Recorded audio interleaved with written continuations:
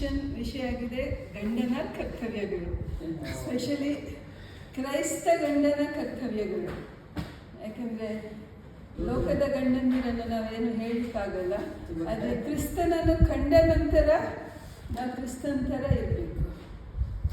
ಅದಕ್ಕೆ ನಾನು ಒಂದು ವಾಕ್ಯದ ಮೇಲೇ ಎಲ್ಲ ಕೆಲವು ವಿಷಯಗಳನ್ನು ಮಾಡಿದ್ದೇನೆ. ನಾನು ತೆಗೆದುಕೊಂಡ ವಾಕ್ಯ ಎಫಿಷಿಯನ್ಸ್ 5:23 ಸ್ಟಾರ್ಟ್ ಆಗುತ್ತೆ, ಅದು 33 ತನಕ ಇದೆ. ಇದರಲ್ಲಿ ದೇವರ ವಾಕ್ಯ ಹೇಳುತ್ತೆ, ಕ್ರಿಸ್ತನು ಸಭೆಗೆ ತಲೆಯಾಗಿರುವ ಪ್ರಕಾರವೇ ಗಂಡನು ಹೆಂಡತಿಗೆ ತಲೆಯಾಗಿದ್ದಾನೆ. ಕ್ರಿಸ್ತನು ಸಭೆ ಎಂಬ ಈ ದೇಹಕ್ಕೆ ರಕ್ಷಕನಾಗಿದ್ದಾನೆ. ಸಭೆಯು ಕ್ರಿಸ್ತನಿಗೆ ಹೇಗೆ ಆಧೀನವಾಗಿದೆಯೋ ಹಾಗೆ ಸ್ತ್ರೀಯರು ತಮ್ಮ ತಮ್ಮ ಗಂಡಂತರಿಗೆ ಎಲ್ಲ ವಿಷಯಗಳಲ್ಲಿ ಆಧೀನರಾಗಬೇಕು. ಪುರುಷರೇ, ಕ್ರಿಸ್ತನ ಸಭೆಯನ್ನು ಪ್ರೀತಿಸಿದ ಪ್ರಕಾರವೇ ನಿಮ್ಮ ನಿಮ್ಮ ಹೆಂಡತಿಯರನ್ನು ಪ್ರೀತಿಸಿರಿ. ಆತನು ಅದನ್ನು ಪ್ರತಿಷ್ಠಪಡಿಸುವುದಕ್ಕಾಗಿ ತನ್ನನ್ನೇ ಒಪ್ಪಿಸಿಕೊಟ್ಟನು. ಅದನ್ನು ಕಳಂಕ, ಸುಕ್ಕು ಮುಂತಾದವು ಒಂದೂ ಇಲ್ಲದ ಕನ್ನಿಕೆ ಎಂಬಂತೆ ಪರಿಶುದ್ಧವೂ ನಿರ್ದೋಷವೂ ಮಹಿಮೆಯುಳ್ಳದ್ದು ಆಗಿರುವ ಸಭೆಯನ್ನಾಗಿ ತನ್ನ ಎದುರಿನಲ್ಲಿ ನಿಲ್ಲಿಸಬೇಕೆಂದು ವಾಕ್ಯ ಉಪದೇಶ ಸಹಿತ ಜಲಸ್ನಾನವನ್ನು ಮಾಡಿಸಿ ಶುದ್ಧ ಮಾಡಿದನು. ಈ ರೀತಿಯಾಗಿ ಇದು ಸ್ವಲ್ಪ ಮುಂದುವರಿಸ್ತಾ ಇದೆ, ಆದರೆ ನನ್ನ ವಾಕ್ಯ ನಾನು ಇಲ್ಲಿಂದ ಪ್ರಾರಂಭಿಸ್ತೇನೆ. ಫಸ್ಟ್ ಅಂಶ ನಾನು ತಗೊಳ್ಳಿದ್ದೇನೆ, ಕ್ರಿಸ್ತನು ಸಭೆಗೆ ತಲೆಯಾಗಿರುವಂತೆ ಗಂಡನು ಹೆಂಡತಿಗೆ ತಲೆಯಾಗಿದ್ದಾನೆ. ನಮಗೆಲ್ಲರಿಗೂ ಗೊತ್ತು, ಮನುಷ್ಯನ ತಲೆ ಸರಿ ಇದ್ದರೆ ಮಾತ್ರ ಇಡೀ ಆತನ ಜೀವನೇ ಸರಿಯಾಗಿರುತ್ತೆ. ಒಂದು ವೇಳೆ ನಾವು ಸೈಂಟಿಫಿಕಲಿ ಮೆಡಿಸಿನ್ ಥರ ಹೋದರೂ ತಲೆ ಸರಿ ಇಲ್ಲದಿದ್ದರೆ, ಅಂದರೆ ತಲೆ ಡೆಡ್, ಅಂದರೆ ಆ ಪರ್ಸನ್ನ ಎಲ್ಲ ಅಂಗಾಂಗಗಳು ಸರಿ ಇದ್ದರೂ ಆತನು ಸತ್ತ ಥರ. ಆದ ಕಾರಣ ತಲೆಯು ಯಾವಾಗ, ಅಂದರೆ ಇಲ್ಲಿ ದೇವರ ವಾಕ್ಯ ಹೇಳುತ್ತೆ, ಗಂಡನು ಸಭೆಗೆ ತಲೆ ಇದ್ದಂತೆ ಆದ ಕಾರಣ ಆತನು ಸರಿಯಾಗಿರಬೇಕು. ನಾನೊಂದು ಉದಾಹರಣೆ ಕೇಳಿದೆ, ಇದು ನನ್ನ ಜೀವನದಲ್ಲಿ ನಾನು ಕೇಳಿದ ಘಟನೆ. ಒಂದು ಕುಡುಕನ ಹೆಂಡತಿ ನಮ್ಮ ಸಲೂನಿಗೆ, ನಾನೆಲ್ಲಿ ಕೆಲಸ ಮಾಡ್ತಿದ್ದಲ್ಲಿ ಬರ್ತಿದ್ರು, ದಿನಾ ಕಂಪ್ಲೇಂಟ್ ಮಾಡ್ತಿದ್ರು. ನಾನು ಹೇಳ್ತಿದ್ದೆ, ಇರಲಿ ಅಮ್ಮ ಬಿಡಿ, ಅವರಿಗೋಸ್ಕರ ಪ್ರಾಕ್ಟೀಸು ಅಂತ ಹೇಳಿದರು. ಅವ್ರು ಹೇಳ್ತಿದ್ರು, ಅಯ್ಯೋ ನೀನು ಮದುವೆ ಆಗಬೇಡ, ಗಂಡ ಸರಿ ಸಿಗದಿದ್ರೆ ಅದರಷ್ಟು ಕಷ್ಟ ಯಾವುದೂ ಅಲ್ಲ ಅಂತ ಅವ್ರು ಹೇಳ್ತಿದ್ರು. ಆಗ ನಾನು ಸುಮ್ಮನಿದ್ದೆ, ಯಾಕೆಂದರೆ ಅವರು ಕ್ರೈಸ್ತ ಧರ್ಮದವರು ಆಗಿರಲಿಲ್ಲ. ಒಂದು ದಿವಸ ಏನಾಯಿತು, ಈ ಹೆಂಗಸು ತುಂಬ ದಿವಸ ಬರಲೇ ಇಲ್ಲದ ಕಾರಣ ಮತ್ತೆ ಬಂದಾಗ ನಾನು ತಿಳಿಸಿದೆ, ಏನಾಯಿತು ನೋಡಲೇ ಇಲ್ಲ. ಅಯ್ಯೋ ನನ್ನ ಗಂಡ ಸತ್ತು ಹೋದ. ಅದರ ಮೊದಲು ಯಾವಾಗಲೂ ಅವ್ರು ಏನು ಹೇಳ್ತಿದ್ರು, ಅಯ್ಯೋ ಆ ಕುಡುಕ ಎಲ್ಲಿ ಬಿದ್ದರೂ ನನ್ನ ಮರ್ಯಾದೆ ಹೋಗುತ್ತೆ, ನನಗೆ ನಾಚಿಗೆ ಆಗುತ್ತೆ, ಜನರು ನನಗೆ ಕೆಟ್ಟ ದೃಷ್ಟಿಯಿಂದ ನೋಡ್ತಾರಂತ ಆ ರೀತಿ ಕಂಪ್ಲೇಂಟ್ ಮಾಡಲಿಕ್ಕೆ ಶುರುವಾದರು. ಆದರೆ ಸತ್ತ ನಂತರ ಬಂದು ಪುನಃ ಅಳಿಕೆ ಸ್ಟಾರ್ಟ್ ಮಾಡಿದರು. ಆ ಕುಡುಕ ಗಂಡ ಇದ್ದರೂ ನನಗೆ ಮರ್ಯಾದೆ ಇತ್ತು, ಈಗ ನಾನು ವಿಧವೆ ಅಂತ ನನ್ನನ್ನು ಯಾರು ಯಾವುದಕ್ಕೂ ತಗೊಳ್ಳೋದಿಲ್ಲ. ಅದಕ್ಕಾಗಿ ಒಂದು ಕುಟುಂಬದಲ್ಲಿ ಶಾಂತಿ ಸಮಾಧಾನ ಇರಬೇಕಾದ್ರೆ ಗಂಡನು ಸರಿಯಾಗಿರ್ಬೇಕು. ಅದಕ್ಕೆ ತಲೆ ಸರಿ ಇದ್ದರೆ ಖಂಡಿತವಾಗಿಯೂ ಆತನ ಇಡೀ ಕುಟುಂಬವು ಸರಿಯಾಗಿರುತ್ತದೆ. ಅದಕ್ಕಾಗಿ ಮುಖ್ಯ ಕಾರಣ ಗಂಡನು ದೇವರ ಜೊತೆ ಕನೆಕ್ಷನ್ನಲ್ಲಿರಬೇಕು. ನಾವು ಈ ವಾಕ್ಯದ ಪ್ರಾರಂಭ ನೋಡಿದೆವು, ಕ್ರಿಸ್ತನು ತಲೆಗೆ ಸಭೆ ಇದ್ದಂತೆ. ಅಂದರೆ ಕ್ರಿಸ್ತನ ಏನು ಮಾಡ್ತಾನೆ, ತನ್ನ ತಂದೆ ಜೊತೆ ಯಾವಾಗಲೂ ಕನೆಕ್ಟಿವಿಟಿಯಲ್ಲಿ ಇರ್ತಾರೆ. ಅದಕ್ಕೆ ದೇವರ ವಾಕ್ಯ ಹೇಳುತ್ತೆ, John 10:30, I and the father are one. ನಾನು ಮತ್ತು ತಂದೆ ಯಾವಾಗಲೂ ಒಂದಾಗಿದ್ದೇವೆ. ನಾವು ನೋಡ್ತೇವೆ, ಯೇಸು ಯಾವಾಗಲೂ ಪ್ರಾರ್ಥಿಸ್ತಾ ಇರ್ತಾರೆ. ಏನು ಕೆಲಸ ಮಾಡಿದ್ರು ಅವರು ಮೊದಲು ತಂದೆಯನ್ನು ಜ್ಞಾಪಿಸುತ್ತಾರೆ. ಲಾಜರಸನ್ನು ಎದ್ದೇಳು ಅಂತ ಹೇಳುವಾಗ ದೇವರೇ ಅಂತ ಮೊದಲು ತಂದೆ ದೇವರನ್ನು ಕರೆದು ನಿಮ್ಮ ಮಹಿಮೆ ತೋರಿಸಿ, ಅಂದರೆ ಅವರು ತಂದೆ ದೇವರಿಗೆ ಮೊದಲು ಸ್ಥಾನ ಕೊಟ್ಟು ಅವರ ಮಹಿಮೆಯನ್ನು ನೋಡಲು ಆಸೆ ಪಡ್ತಿದ್ರು. ಆದ ಕಾರಣ ನಾವು ಅದಲ್ಲದೆ ಗೆತ್ಸೆಮನೆ ತೋಟದಲ್ಲಿ ನಾವು ನೋಡ್ತೇವೆ, ಅಲ್ಲಿನೂ ಜೀಸಸ್ಸು ಅವರು ದೇವರಾಗಿದ್ರು. ಎಷ್ಟು ಮನುಷ್ಯರು 100% ಅಷ್ಟು ದೇವರಾಗಿದ್ರು.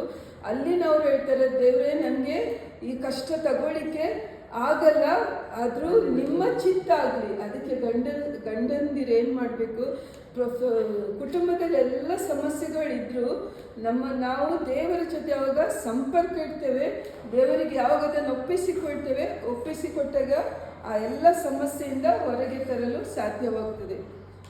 ಅದೇ ರೀತಿ ನಂತರ ವಾಕ್ಯ ಹೇಳ್ತದೆ, ಗಂಡನು ರಕ್ಷಕನಾಗಿದ್ದ ನಂತರ ದೇವರ ವಾಕ್ಯ ಹೇಳ್ತಾನೆ. ಆದ್ದರಿಂದ ಗಂಡನು ಕುಟುಂಬದಲ್ಲಿ ನಿಜವಾಗಿಯೂ ಒಂದು ಹೆಂಡತಿಗೆ ಮತ್ತು ಮಕ್ಕಳಿಗೆ ಆತನು ರಕ್ಷಕನಾಗಿದ್ದಾನೆ, ಗಂಡನಿಗೆ ಆತನು ರಕ್ಷಕನಾಗಿದ್ದಾನೆ. ಅಂದರೆ ಫ್ಯಾಮಿಲಿಯನ್ನು ರಕ್ಷಿಸುವುದು ಗಂಡನ ಕರ್ತವ್ಯ ಆಗುತ್ತದೆ. ಯಾಕಂದರೆ ನಾವು ನೋಡ್ತೇವೆ, ಆದಾಮನು ಯಾವಾಗ ಪಾಪ ಮಾಡ್ತಾನೆ, ಅವನು ದೇವರಿಂದ ದೂರ ಆಗ್ತಾನೆ. ಅವನ ಮೂಲಕ ಪಾಪ ಬಂದ ಕಾರಣ ಎಲ್ಲರೂ ಪಾಪಿಗಳಾಗ್ತಾರೆ. ಅದಕ್ಕೆ ಗಂಡನು ಆತನ ದೇವರ ಮಾತಿಗೆ ಕಿವಿ ಕೊಡದಿದ್ರೆ ಆತನಿಗೆ ಆ ಕುಟುಂಬವನ್ನು ರಕ್ಷಿಸಲಿಕ್ಕೆ ಸಾಧ್ಯ ಆಗೋದಿಲ್ಲ. ಅದರಲ್ಲಿ ಆ ರಕ್ಷಣೆ ಕುಟುಂಬ ಯಾವಾಗ ರಕ್ಷಣೆ ಆಗುವಾಗ ಕೆಲವು ಅಂಶಗಳನ್ನು ನಾವು ಹೇಳ್ಬೋದು. ಆತನು ಒಂದು ಲೀಡರ್ ಇದ್ದಾಗೆ ಆತನು ಆ ಕುಟುಂಬವನ್ನು ಒಂದು ಸರಿಯಾದ ಮಾರ್ಗದಲ್ಲಿ, ಅಂದರೆ ಒಂದು ಕುಟುಂಬವನ್ನು ಚೆನ್ನಾಗಿ ಕುಟುಂಬದ ಆರೈಕೆ ಮಾಡಬೇಕು, ಕುಟುಂಬವನ್ನು ಅಭಿವೃದ್ಧಿ ಪಥದಲ್ಲಿ ಕೊಂಡೋಗ್ಬೇಕಾದ್ರೆ ಆತನೊಂದು ಸರಿಯಾದ ನಾಯಕನಾಗಿ ಇರಬೇಕು. ಅಂದರೆ ನಾಯಕ ಅಂದ ಕೂಡಲೇ ಅಯ್ಯೋ ಅದು ಪೊಸಿಷನ್ ಅಲ್ಲ, ಅದು ಡಾಮಿನೇಟಿಂಗ್ ಮಾಡೋದಲ್ಲ. ಯಾಕಂದರೆ ನಾನೇ ಹೆಡ್ ಅಂತ ನಾಯಕ ಥರ ನಾವು ಡಾಮಿನೇಟಿಂಗ್ ಮಾಡಿದರೆ ಆ ಫ್ಯಾಮಿಲಿಯಲ್ಲಿ ಪ್ರೀತಿ ಕಮ್ಮಿ ಆಗುತ್ತದೆ. ಆದ ಕಾರಣ ಒಂದು ಕುಟುಂಬವನ್ನು ಸರಿಯಾದ ರೀತಿಯಲ್ಲಿ ಕೊಂಡೋಗ್ಬೇಕಾದ್ರೆ ಒಂದು ಸರಿಯಾದ ಯಾವುದೇ ಜಾಗದಲ್ಲಿ, ಯಾವುದೇ ಸಭೆ ಅಥವಾ ಯಾವುದೇ ದೇಶ ಆಡಬೇಕಾದ್ರೆ ಯಾವಾಗ ನಾಯಕ ಸರಿ ಇದ್ರೇ ಅದು ಸರಿಯಾದ ಮಾರ್ಗದಲ್ಲಿ ಹೋದಾಗೆ ಗಂಡನು ಕುಟುಂಬದಲ್ಲಿ ಸರಿಯಾದ ನಾಯಕತ್ವವನ್ನು ಹೊಂದಿದರೆ ಆ ಕುಟುಂಬ ಸರಿಯಾಗಿ ನಡೆಯುತ್ತದೆ. ಅದೇ ರೀತಿ ದೇವರು ಯಾರತ್ರ ಆದಮನ ಹತ್ರ ಮಾತನಾಡಿದ ಕಾರಣ ಆತನು ಯಾವಾಗಲೂ ಒಂದು ಹೆಂಡತಿ, ಯಾಕಂದರೆ ಅಲ್ಲಿ ನಾವು ನೋಡ್ತೇವೆ ಆದಮ ಮತ್ತು ಈವನ್ನು ನೋಡಿದಾಗ ಈವ್ ಪಾಪಕ್ಕೆ ಕಾರಣಗಳಾಗ್ತಾಳೆ, ಪಾಪ ಮಾಡುವಂತೆ ಆತಳು ಮೊದಲು ಪ್ರಚೋದಿಸುತ್ತಾಳೆ ಗಂಡನಿಗೆ.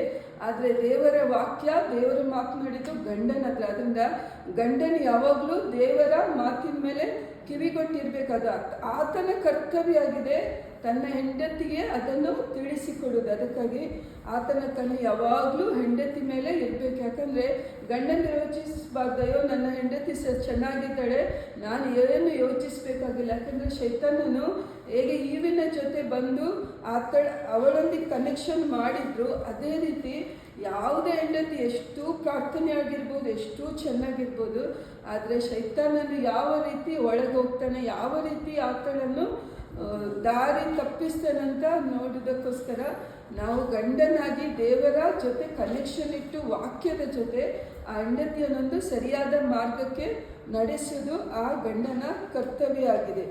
ಅದಕ್ಕಾಗಿ ತನ್ನ ವಾಕ್ಯದಲ್ಲಿ ಮತ್ತೆ ಆತನು ಹೆಂಡತಿಗೆ ಆಗಾಗ ವಾಕ್ಯದಲ್ಲಿ ಸ್ವಲ್ಪ ಸಮಯವನ್ನು ಖರ್ಚು ಮಾಡಬೇಕು. ಗಂಡ ಅಂತ ಅಯ್ಯೋ ನಾನು ಎಲ್ಲ ದುಡಿದು ತರ್ತೀನಿ ಅಂತ ಹೇಳಿ ರಿಮೋಟ್ ಕಂಟ್ರೋಲ್ ಆಗಲಿ ಮೊಬೈಲ್ ಆಗಿ ತಗೊಂಡು ಕೂತ್ಕೊಳ್ಳೋದಕ್ಕಿಂತ ವಾಕ್ಯದ ಜೊತೆ ಕೂತ್ಕೊಂಡು ಒಬ್ಬರನ್ನೊಬ್ಬರು ಶೇರ್ ಮಾಡಿ. ನಾನು ಹೆಚ್ಚಾಗಿ ಸಬಸ್ಟು ನನ್ನ ಜೊತೆ ಹಾಗೇನೆ ಮಾಡ್ತಿರ್ತಾರೆ. ಯಾವುದು ವಾಕ್ಯ ಓದಿದ್ರು 1-2 ಗಂಟೆ ನಂತರ ಕರೆದು ಇಲ್ಲಿ ಬಾ ಹೀಗೆ ಹೇಳ್ತಿದ್ದಾರೆ ಅಂತ ಅವರು ಮಾತನಾಡ್ತಾ ಇರ್ತಾರೆ. ಆಗ ಏನಾಗುತ್ತೆ, ನಮ್ಮ ಗಂಡ ಹೆಂಡತಿಯ ನಡುವಿನ ಸಂಬಂಧವು ಹೆಚ್ಚುತ್ತದೆ. ಮತ್ತು ನಾವು ಏನು ಮಾಡ್ತೇವೆ, ನನಗೇನಾಗುತ್ತೆ, ಅವರು ಹೇಳಿದ ವಾಕ್ಯವನ್ನು ನಾನು ಮತ್ತೆ ಕೆಲಸ ಮಾಡ್ತಾ ಇರೋವಾಗ ಅದನ್ನು ಬಹಟ್ ಮಾಡ್ತೇನೆ ಅಥವಾ ಅದರ ಬಗ್ಗೆ ಯೋಚಿಸ್ತಿರ್ತಾನೆ. ಎಷ್ಟೋ ಬಾರಿ ಅವರು ಹೇಳಿದ ವಾಕ್ಯದಿಂದಲೇ ನಾನು ಆ ವಾರಕ್ಕೆ ಮೆಸೇಜ್ ಕೂಡ ರೆಡಿ ಮಾಡ್ತೇನೆ. ಅದಕ್ಕೆ ಗಂಡಂದಿರ ಮುಖ್ಯ ಕರ್ತವ್ಯ ಆದಷ್ಟು ಅವರು ಏನು ಮಾಡಬೇಕು, ವಾಕ್ಯವನ್ನು ಓದ್ತಾ ಇರಬೇಕು. ಅದಕ್ಕೆ ಮತ್ತೆ ಸೆಕೆಂಡ್ ಹೆಂಡತಿಯನ್ನು ರಕ್ಷಿಸುವ ಕರ್ತವ್ಯ ಗಂಡನದು. ಯಾಕೆಂದರೆ ಅಲ್ಲಿ ವಾಕ್ಯ ಹೇಳ್ತಿದೆ, ಹೆಂಡತಿಯು ಗಂಡನಿಗೆ ಅಧೀನಳಾಗಿದ್ದಾಳೆ, ಅದಕ್ಕಾಗಿ ಅವಳನ್ನು ರಕ್ಷಿಸುವುದು ನೋಡಿಕೊಳ್ಳೋದು ಗಂಡನ ಕರ್ತವ್ಯ. ಯಾಕೆಂದರೆ Genesis 2:20 ಆದಿಕಾಂಡ 2:20 ಅಲ್ಲಿ ದೇವರ ವಾಕ್ಯ ಹೇಳಿದೆ, ಮನುಷ್ಯನಿಗೆ ಸರಿ ಬೀಳು, ಅಂದರೆ ಮನುಷ್ಯನಿಗೆ ಸರಿ ಬೀಳು, ಅಂದರೆ ಗಂಡನಿಗೆ ಸರಿ ಬೀಳುವ ಹೆಂಡತಿಯನ್ನು, ಅಂದರೆ ಅವಳನ್ನು ದೇವರು ಮಾಡಿದ್ರು. Genesis 2:23 ಹೇಳ್ತದೆ, ಮನುಷ್ಯನಿಂದ ಅಂದರೆ ಗಂಡನಿಂದ ಎಲುಬನ್ನು ತೆಗೆದು ಹೆಂಡತಿಯನ್ನು ಮಾಡಿದ್ದ. ಅಂದರೆ ಎಲ್ಲ ಗಂಡನಿಂದ ಮತ್ತೆ ಟು ಹಸ್ಬೆಂಡ್ ಫ್ರಮ್ ಹಸ್ಬೆಂಡ್. ಮತ್ತು ಇನ್ನೊಂದು Genesis 3:16 ನೋಡಿದರೆ ಗಂಡನಿಗಾಗಿ, ಅಂದರೆ ಯಾವಾಗ ಅವಳು ತಪ್ಪು ಮಾಡಿದ್ಲು, ದೇವರು ಬಂದು ಮಾತನಾಡುವಾಗ ಹೇಳ್ತಾರೆ, ನೀನು ಗಂಡನನ್ನು ತಪ್ಪು ಮಾಡುವಾಗೆ ಮಾಡಿದ್ದಿ, ಆದ ಕಾರಣ ನೀನು ಇನ್ನು ಮುಂದೆ ಅವನಿಗಾಗಿ ಆಸೆ ಪಡಬೇಕು, ಅವನಿಗಾಗಿ. ಅದರಿಂದ 3 ವಿಷಯ ಅಂದರೆ ಆತನು ಗಂಡನಿಗೆ ಅಧೀನಳಾಗಿದ್ದಾಳೆ, ಆದ ಕಾರಣ ಇದು ಗಂಡನ ಕರ್ತವ್ಯ. ಗಂಡನಿಗೆ ಮಾಡಿದ್ರು, ಗಂಡನಿಂದ ಮಾಡಿದ್ರು, ಗಂಡನಿಗಾಗಿ ಹೆಂಡತಿಯನ್ನು ಮಾಡಿದ ಕಾರಣ ಹೆಂಡತಿಯು ಸಂಪೂರ್ಣವಾಗಿ ಗಂಡನ ಅಧೀನಳಾದ ಕಾರಣ ಗಂಡನ ಕರ್ತವ್ಯವಾಗಿದೆ ಹೆಂಡತಿಯನ್ನು ರಕ್ಷಿಸುವುದು. ಅದೇ ರೀತಿ ಇನ್ನೊಂದು ತುಂಬ ಇಂಪಾರ್ಟೆಂಟ್ ವಿಷಯ ಅಂದರೆ ಪ್ರಾರ್ಥನೆ. ಯಾಕೆಂದರೆ 1 ತಿಮೋತಿ 2:8 ಹೇಳ್ತಾರೆ, ಪುರುಷರು ಎಲ್ಲ ಸ್ಥಳಗಳಲ್ಲಿ ಯಾವುದೇ ಕೋಪ ಏನು ಇಲ್ಲದೆ ಭಕ್ತಿಪೂರ್ವಕವಾಗಿ ಕೈಗಳನ್ನು ಮೇಲೆತ್ತಿ ಪ್ರಾರ್ಥಿಸ್ಬೇಕಂದ್ರೆ, ನಾನು ಗಂಡನಾದರೂ ನಾನು ಏನೂ ಅಲ್ಲ ದೇವರೇ, ನಿಮ್ಮ ಸಹಾಯ ಇಲ್ಲದೆ ನನ್ನಿಂದ ಏನೂ ಆಗಲ್ಲ ಅಂತ ನಂಬಿಕೊಂಡು ತಿಳಿದುಕೊಂಡು ಅವರು ಪ್ರಾರ್ಥಿಸ್ತಾ ಇರಬೇಕು.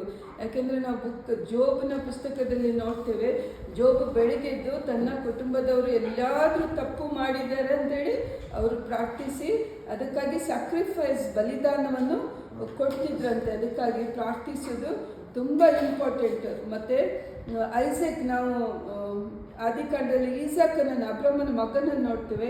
ಯಾವಾಗ ಅವಳಿಗೆ ಮಗು ಆಗಿಲ್ಲ ಅಂತ ಹೇಳಿ ತಿಳಿದ ತಕ್ಷಣ ಐಸಕ್ ಅವರಿಗೋಸ್ಕರ, ನಾವು ಆದಿಕಾಂಡ 25 ನೋಡ್ತೇವೆ ಇದನ್ನು.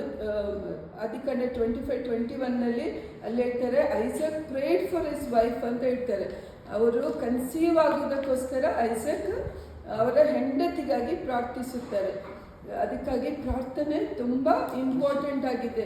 ಮತ್ತು ಇನ್ನೊಂದು ಕಡೆ ನಾನು ಓದಿದ್ದು ನೆನಪಿದೆ, ಗಂಡನು ಸರಿಯಾಗಿ ಹೆಂಡತಿಯನ್ನು ಪ್ರೀತಿಸಿದರೆ ಆತನ ಪ್ರಾರ್ಥನೆಗೆ ಯಾವುದೇ ಅಡ್ಡಿಯಾಗೋದಿಲ್ಲ ಅಂತಲೂ ದೇವರ, ಅದು ಮೇ ಬಿ ಇನ್ ದ 1 ಪೀಟರಲ್ಲಿ ಎಲ್ಲ ಇದೆ, ಅಲ್ಲಿ ಹೇಳ್ತದೆ. ಅದಕ್ಕಾಗಿ ಗಂಡನ ಪ್ರಾರ್ಥನೆ ಸರಿಯಾಗಿ ದೇವರಿಗೆ ತಲುಪ್ತದೆ ಎಂಬುದು ಅಲ್ಲಿ ನಮಗೆ ಗೊತ್ತಾಗುತ್ತದೆ. ಮತ್ತು ಕೊನೆಯ ವಿಷಯ, ತುಂಬ ವಿಷಯಗಳಿದೆ, ಆದರೆ ಇಂಪಾರ್ಟೆಂಟ್ ಆದ ವಿಷಯದಲ್ಲಿ ಇನ್ನೊಂದು ಕೊನೆಯ ವಿಷಯ ಪ್ರೀತಿ. ಈ ಪ್ರೀತಿಯಲ್ಲಿ ಅದರಲ್ಲಿ ಎಲ್ಲರೂ ಗಂಡಂದಿರು ಹೆಂಡತಿಯನ್ನು ಪ್ರೀತಿಸಬೇಕು, ಅವರನ್ನು ಸಪೋರ್ಟ್ ಮಾಡಬೇಕು, ಅವರನ್ನು ಎನ್ಕರೇಜ್ ಮಾಡಬೇಕು. ಯಾಕಂದರೆ ನಾನು ಯಾವಾಗ ಮದುವೆ ಆದ ತಕ್ಷಣ ನನ್ನ ಹಸ್ಬೆಂಡ್ ಹೇಳಿದರು, ಇನ್ನು ಮುಂದೆ ನೀನು ಕೆಲಸ ಮಾಡೋದು ಬೇಡ, ಒಂದೇ ದೇವರ ವಾಕ್ಯ ಓದು ಮತ್ತು ಜಾಯ್ಸ್ ಮೇಯರ್ ಥರ ನೀನು ಪ್ರಸಂಗ ಮಾಡಬೇಕು. ಅಂದರೆ ಯಾವಾಗ ನಮ್ಮ ಗಂಡಂದಿರು ಒಂದು ದೊಡ್ಡವರಿಗೆ ಕಂಪೇರ್ ಮಾಡಿ ಸಪೋರ್ಟ್ ಮಾಡ್ತಾರೆ, ಆಗ ಏನಾಗುತ್ತೆ, ನಮ್ಮಲ್ಲೊಂದು ಉತ್ಸಾಹ ಬರುತ್ತೆ. ನಮ್ಮ ಹಸ್ಬೆಂಡ್ ನಮ್ಗೆ ಹೇಳೋದಾದರೆ ನಾವು ಖಂಡಿತ ಮಾಡಿಯೇ ಮಾಡ್ತೇವಂತ ನಮಗೆ ಒಂದು ಧೈರ್ಯ ಬರುತ್ತೆ. ಆದ ಕಾರಣ ಸ್ಯಾಕ್ರಿಫೈಸ್ ಮಾಡೋದು ತುಂಬ ಖುಷಿ. ನಾನಿಲ್ಲಿ ಪುನಃ ನನ್ನ ಹಸ್ಬೆಂಡನ್ನು ಒಂದು ಎಕ್ಸಾಂಪಲ್ ಹೇಳ್ತೇನೆ. ನಾವು ದುಬೈಯಲ್ಲಿ ನಾವು ಕತ್ತರಲ್ಲಿ ಕೆಲಸ ಮಾಡ್ತಿರುವಾಗ ನಮ್ಮ ಸಬಾಸ್ಟನಿಗೆ ಇನ್ನೂ ನಾವು ದುಬೈ ಅಂದರೆ ತುಂಬ ಆಸೆ. ದುಬೈಯಲ್ಲಿ ಇದ್ದರು, ದುಬೈಯಿಂದ ಅವರ ಕಂಪನಿ ಕತಾರ್ ಕಳಿಸುವಾಗ ಅವರಿಗೆ ತುಂಬ ಬೇಸರ ಆಗಿತ್ತು. ಪುನಃ ಒಂದು ದುಬೈ ಆಸೆ ತೀರಿಸಲಿ ಅಂತ ಒಂದು 17 ವರ್ಷ ಆದ ನಂತರ ಪುನಃ ದುಬೈಗೆ ಕೆಲಸ ಹುಡುಕಿದೆವು. ಪಾಪ ಅವರಿಗೆ ಕೆಲಸ ಬೇಗ ಸಿಕ್ಕಿತ್ತು. ನಾನು ದುಬೈಯಲ್ಲಿದ್ದೆ, 3.5 ವರ್ಷದಲ್ಲಿ ಕೆಲಸ ಮಾಡಿದರು. ನಮ್ಮ ಮೆಡಿಕಲ್ ಆಗುವಾಗ ಸಬಾಸ್ಟನ್ ಜೊತೆ ವೀಸಾಕ್ಕೆ ಹೋಗುವಾಗ ನನ್ನ ಮೆಡಿಕಲ್ ಫೇಲ್ ಆಯಿತು. ನನ್ನ ಮೆಡಿಕಲ್ ಫೇಲ್ ಆದ ಕೂಡಲೇ, ಯಾಕೆಂದರೆ ಕತಾರಲ್ಲಾದರೂ ವಿಸಿಟಲ್ಲಿ 6 ತಿಂಗಳು ನಿಲ್ಬೋದು, ದುಬೈಯಲ್ಲಿ ಆಗಲ್ಲ. ಅದಕ್ಕೆ ನಾನು ಯೋಚಿಸಿದೆ, ನಾನಿನ್ನು ದುಬೈ ಬರಬೇಕು, ವಿಸಿಟ್ ವೀಸಾದಲ್ಲಿ ಬಂದು ತುಂಬ ಖರ್ಚು ಆಗಿ ಯೋಚಿಸುವಾಗ ಸಬಾಸ್ಟನ್ ಹೇಳಿದ ಒಂದು ಮಾತು, ಇಲ್ಲ ನಾನು ಕೆಲಸ ಬಿಡ್ತೇನೆ, ನಾನು ಕೆಲಸ ಮಾಡಲ್ಲ. ನನಗೆ ಆ ದಿವಸ ಎಷ್ಟು ಖುಷಿ ಆಯಿತು ಅಂದರೆ, ನನ್ನ ಮೇಲೆ ಪ್ರೀತಿ ಇದೆ ಅಂದರೆ ಅವರಿಗೆ ಎಷ್ಟು ಆಸೆ ಇದ್ದರು. ಪ್ರೀತಿ ಏನು ಮಾಡುತ್ತೆ, ಎಷ್ಟು ಆಸೆ ಇದ್ದರು, ಏನು ನಮ್ಮ ತ್ಯಾಗ ಮಾಡಲೇಬೇಕು. ಹಸ್ಬೆಂಡ್ ಯೋಚಿಸ್ಬೋದು, ಅಯ್ಯೋ ನಾನು ದುಡಿಬೇಕಂತ ಹೇಳಿದ್ರು. ಅಲ್ಲಿ ನಾವು ಯಾವಾಗ ಪ್ರೀತಿಯನ್ನು ಸೇರಿಸ್ತೇವೆ ಆಗ ದೇವರು ಆಶೀರ್ವಾದ ಮಾಡಿಯೇ ಮಾಡ್ತಾರೆ. ನಾವು ಅಬ್ರಾಹ್ಮನ್ನು ನೋಡ್ತೇವೆ, ಅವರೆಷ್ಟು ಅಲ್ಕಾನನನ್ನು ನೋಡ್ತೇವೆ. ಯಾವಾಗ ಅಲ್ಕಾನನಿಗೆ 2 ಹೆಂಡತಿಯರು, ಒಂದು ಹೆಂಡತಿ ಹನ್ನನಿಗೆ ಮಕ್ಕಳಿಲ್ಲದಾಗ ಅಲ್ಕಾನ ಹೆಂಡತಿಗೆ ಹೇಳ್ತಾರೆ, ನಾನೇನು ನಿನಗೆ 10 ಹುಡುಗರಿಗಿಂತ ದೊಡ್ಡ ಶ್ರೇಷ್ಠ ಸಮಾನ ಇಲ್ವ ಅಂತ ಅವರು ಸಮಾಧಾನ ಪಡಿಸ್ತಾಳೆ. ಅಂದರೆ ಅಷ್ಟು ನಾನು ಪ್ರೀತಿಸ್ತೇನೆ, ನೀನು ಮಕ್ಕಳಿಲ್ಲ ಅಂತ ಚಿಂತೆ ಮಾಡೋದೇ ಬೇಡ ಅಂತ ಹೇಳ್ತಾರೆ. ಮತ್ತು ನಾವು ಜೇಕಬನ್ನು ನೋಡ್ತೇವೆ, ಈತನು ಅವನ ಹೆಂಡತಿ ಅವನಿಗೆ ಸಿಗುವುದಕ್ಕೋಸ್ಕರ 7 ವರ್ಷ ಅವನು ಮಾವನ ಜೊತೆ ಕೆಲಸ ಮಾಡ್ತಾನೆ. ಮತ್ತೆ ಪುನಃ ಮಾವ ಮೋಸ ಮಾಡಿ, ಯಾಕಂದ್ರೆ ಆತನೇ ಮೋಸಗಾರ, ಆತನಿಗೆ ಸರಿಯಾದ ಮಾವ ಸಿಗ್ತಾನೆ. ಅವನೇನು ಮಾಡ್ತಾನೆ, ಮೋಸ ಮಾಡಿ ಅವನ ಕಣ್ಣು ಸರಿ ಇಲ್ಲದ ಮೊದಲ ಮಗಳನ್ನು ಕೊಟ್ಟು ಪುನಃ ಹೇಳ್ತಾನೆ, ನೀನು ಪುನಃ 7 ವರ್ಷ ಕೆಲಸ ಮಾಡಬೇಕು. ದೇವರ ವಾಕ್ಯ ಹೇಳ್ತದೆ, ಜೇಕಬ್ನಿಗೆ ಎಷ್ಟು ಪ್ರೀತಿಯ ಅದು 7 ವರ್ಷ ಏನೂ ಅಲ್ಲ ಅಂತ ಅನಿಸಿತಂತೆ. ಅದಕ್ಕೆ ದೇವರು ಗಂಡಂದಿರಾದ ಮುಖ್ಯ ಒಂದು ವಿಷಯ ಅಂದರೆ ಹೆಂಡತಿ ಅಂದರೆ ಪ್ರೀತಿಸಬೇಕು.